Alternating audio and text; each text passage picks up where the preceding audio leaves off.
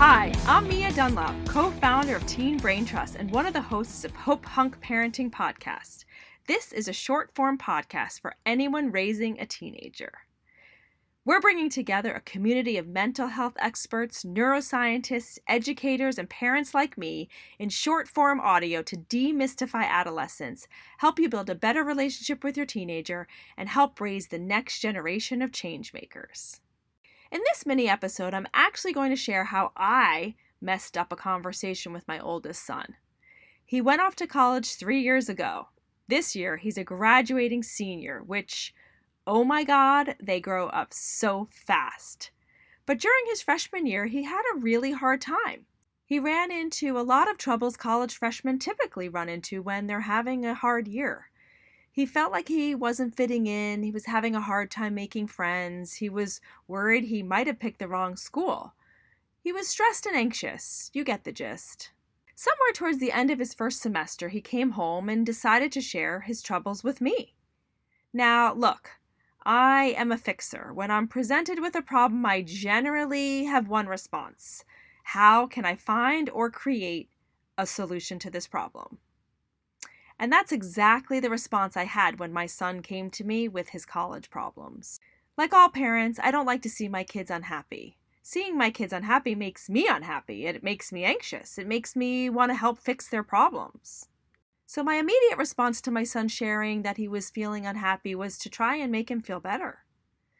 And this is something that all parents do. It's something we learn when our kids are young, when they skin their knees and cry.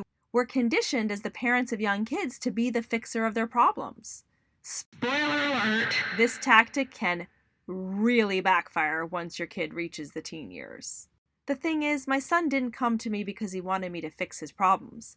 He came to me because he needed someone he could be vulnerable with, someone who would listen and be compassionate.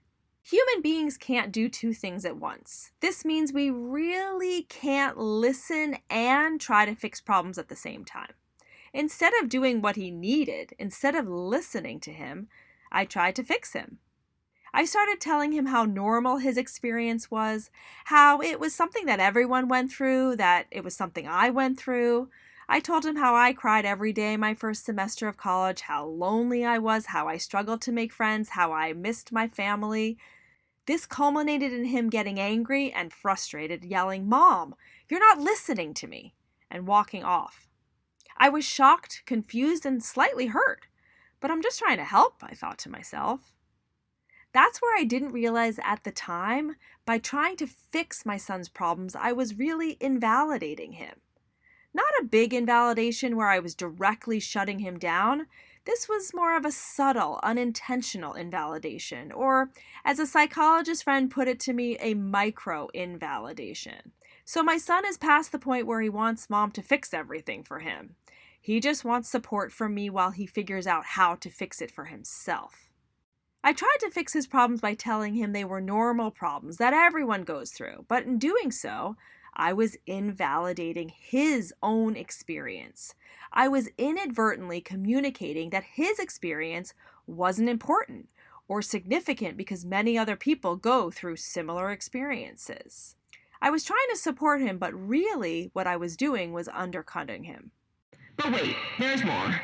I knew I botched the conversation, but how? Was it something I said? Was my son just in an inconsolable mood? I was lost and confused. So I took my confusion to my community of parents. What was really going on here? One of my friends helped me see where I had gone wrong. She was the one who introduced me to this concept of microinvalidation. If I really wanted to help, she said, I should have just listened and let him know that I was there for him whenever he needed to share what he was going through. Once I understood the issue, I understood how to clean it up. As parents, we make mistakes. It's inevitable. I do it all the time. But with each mistake is an opportunity to own it and clean it up. This not only helps us get closer to our kids, but it models the critical skills of taking responsibility for our actions and initiating reconciliation. So I went to my son and said, when you came to me to talk about your college experience earlier, the conversation didn't go the way you wanted. You wanted me to just listen, and instead I talked over you. I'm sorry, and in the future, I really will try to just listen to what you have to say when you come to me with a problem." After that, we had a great conversation. He shared with me what he was dealing with, and I listened to everything he had to say. This is easier said than done, by the way. One of the hardest things for parents, for me at least, is to just sit and be with the fact that my kids are upset.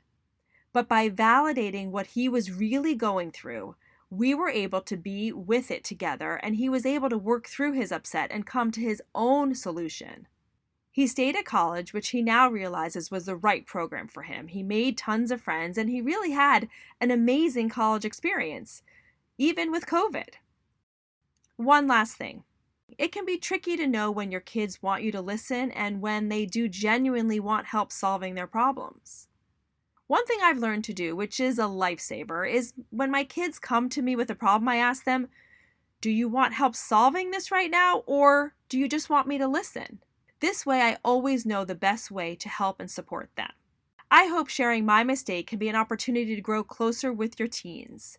And if you want to learn more about HopePunk Parenting community of parents raising teens, visit us at www.teenbraintrust.com.